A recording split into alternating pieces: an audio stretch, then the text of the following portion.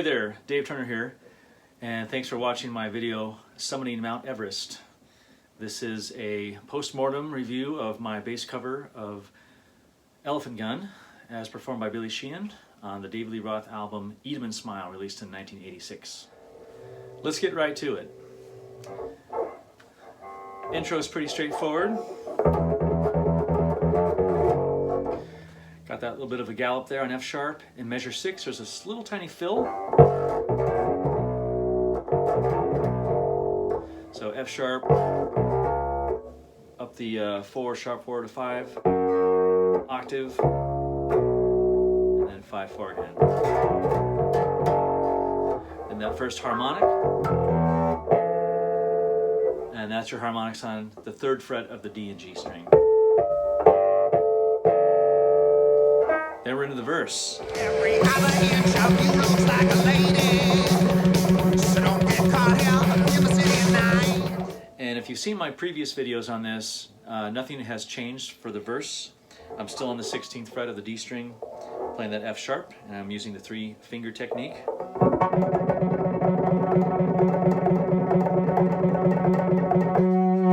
So my tip for that is just to practice starting with ring finger, then middle, then first finger, going 3, 2, 1.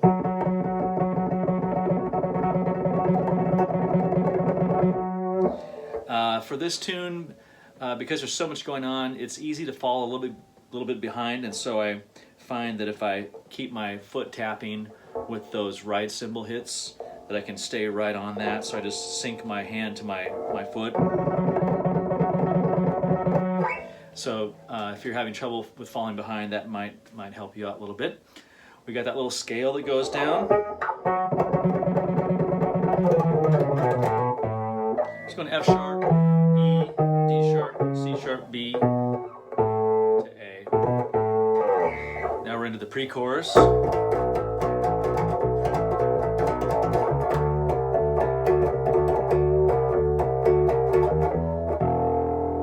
This first harmonic here is D string 2nd fret, and that should give you the note E. Slide up to that octave E. Now, unlike the intro, the F sharp on this fill is at the 2nd fret of the E string. A lot of people I've seen on YouTube play that F sharp up here like the intro does. But if you listen closely, you'll hear that Billy goes down for that F sharp. So now we're in the chorus, which is just like the intro. When it gets to that the harmonics there, it's 2nd fret D to 2nd fret G. And those are tricky to hit. Sometimes you're... So just do your best. And if you do it right, you will hear the open G string ringing through. You can actually hear that on the recording. You hear this discorded G note that doesn't fit the rest of the chord. It's actually, it's an artifact of the harmonic. You hear a little bit of this G coming through, and it's out of tune with what the chord is. So if you're getting that, good. And then we keep doing the chorus. Right before the 2nd verse is that 2nd fret D harmonic again. And that can be tough to hit. We're back up to that high F sharp. This time I played on the G string, 11th fret. And then there's some fills here. And in my previous video, I didn't quite play them right. It took me some time to figure it out. So here it is slow. So I'm doing just a couple of bursts, right? And then a regular 3-note cycle, and then another one of those little bursts, and then a shift up to G sharp, and then G sharp A, B. So in time that would sound like this. Okay. Continue with the F sharp after that. And now here's that crazy tappy tappy part. That's why I'm here on the F sharp on the G string so I can be in position for the tapping section. So I keep my first finger on that F sharp there. Pinky is going to reach down to F sharp on the E string for this tapping sequence.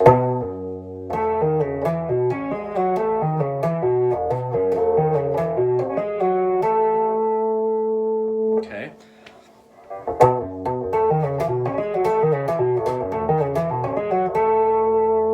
So that's that part there. It's weird, and it took me a long time to get it up to speed, but for the most part, you're just going through a sequence on your left hand from pinky to third finger to first finger.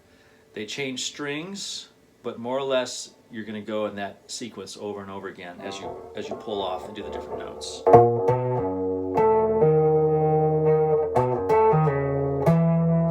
All right, okay, so look at the notation for that, because I just messed it up, and you see what I mean, though. Now we're back to the pre-chorus. This time there's a little blue note there. Right? Slide down from the octave E. And now we're at the chorus. And then about halfway through the second chorus, there's that run. And like I explained in my previous video for this, it's really hard to tell exactly what Billy played here. What I'm doing is this.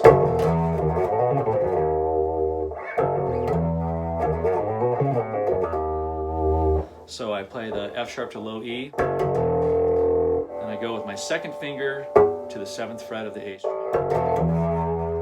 And then the fingering pattern is really quite simple. It's just 1, 2, 4, 1, 2, 4, 2, 4, 1, and then back down, 4, 2, 1, 4, 2,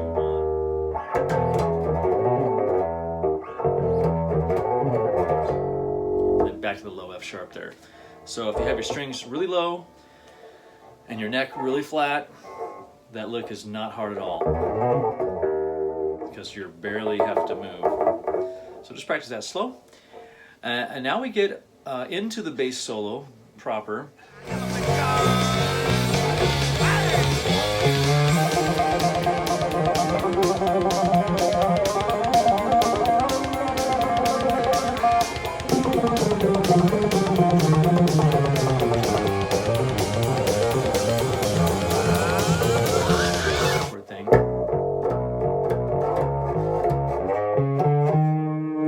Lots of people on YouTube that I've seen play this, they stay low for the C sharp chord.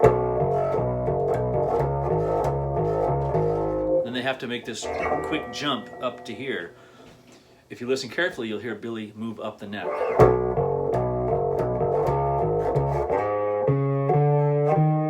He uses chromatic approach tones to get to that E flat right there. Okay, so that's how to do it. There's no big sudden jump, it's real smooth. And then we're at the tapping part for the bass solo. Tapping from F sharp to E flat. I saw a guy on YouTube doing it like this style. Kind of that addicted to that Rush style. I don't think Billy's doing it that way. I think he's just doing straight on. Right? So 2 measures of that. So in my mind, I'm doing this and I'm counting to 8. Slide up a step. Now we're on G and F. This is only 4 counts, so 1 measure. 1, 2, 3, 4. And in my previous video, this the part was really unclear as well. I wasn't sure how I was going to do it, but I figured it out now. So I count to 8 counts here. Move up a step. Now I count to 4. And then I do 3 A flat to Gs. 1, 2, 3. Right? After the third one, 1, 2, 3.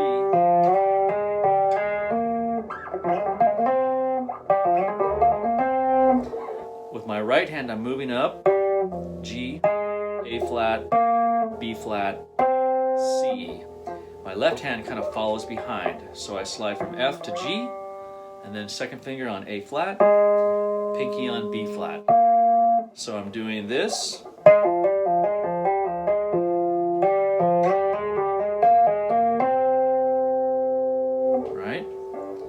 Let's do that again. I'm on F.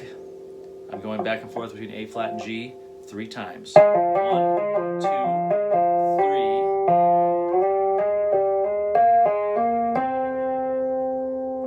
Right? So it goes that fast. So to practice that, you can just practice that little part.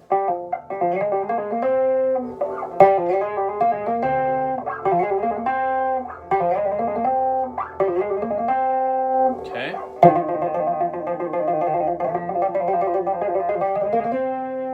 That might have been 2 times, but it's 3. Once you're here,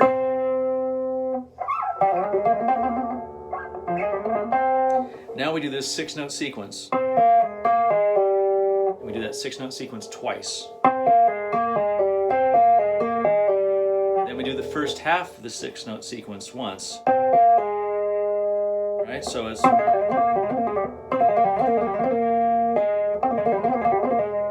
And then quickly slide up to where you were tapping, and then move your right hand up 1 fret. So I'm going...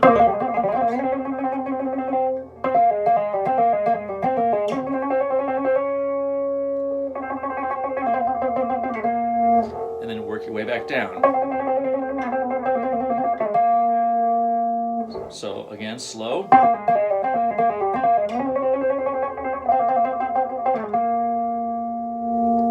Now prep your right arm to get into a real high elbow position for the 3-finger.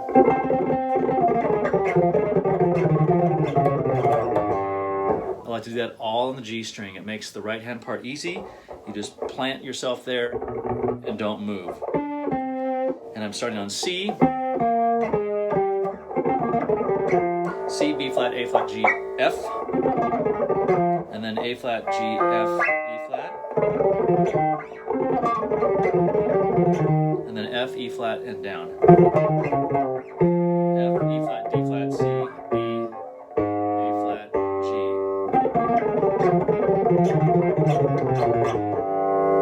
Is that right? Yeah. Okay, so just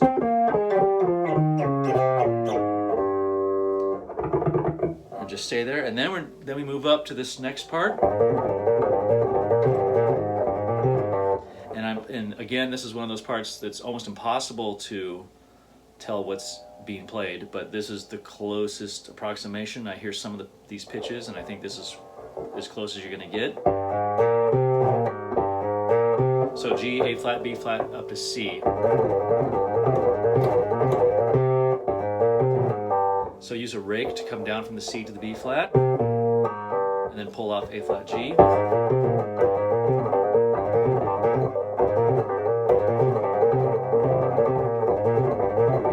I think you do that 4 times or 5 times. Yeah, 4 times. And then, same position, now hammer from G to A flat, and then with your pinky, give a firm little press on the pitch F natural on the A string.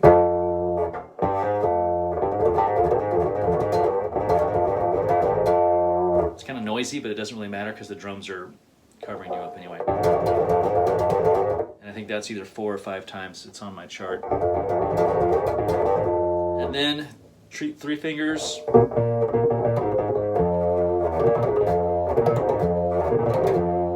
And that's B flat, A flat, A. So we're going...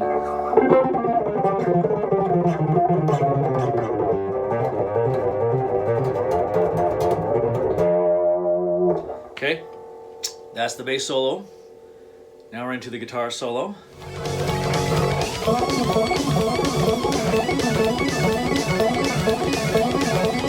gonna hang out on this low F sharp. There's a place where you throw in some octaves and measure 5 and 7. And then up for that monster lick that's taken me 3 months to get. And it's still only probably 95% there. It's still a little bit sloppy as far as I'm concerned. And in my previous video, I had the accents a little bit out of place. I think I was starting the accent on my 3rd finger, like sort of, and that's actually, it's the right notes, but it's the wrong accent. The accent should start on the note A.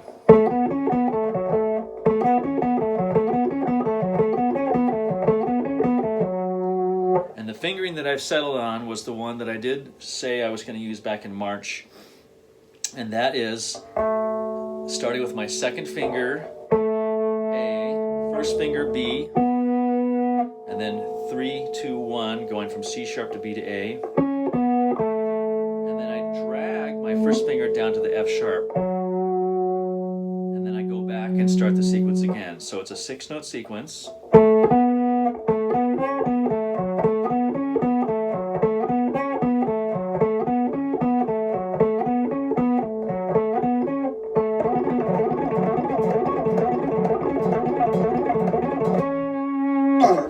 Okay, so that was actually easier than putting the emphasis on the third finger.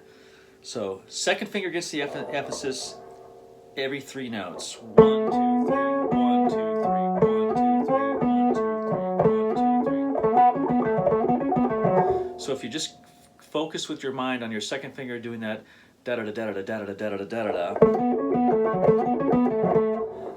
that will help you to sync up with Steve on the guitar lick. He's doing the same thing. And you do that a total of 11 times, and then you get to the bottom of the sequence, and then go back to that high C sharp, and then to the final pre-chorus. Another one of those blue notes. Right, and then another second fret of the D harmonic. Give it a little shake, and then on the third of the triplet pairs, slide into the E. You can hear Billy move up into it. And then the pentatonic scale down.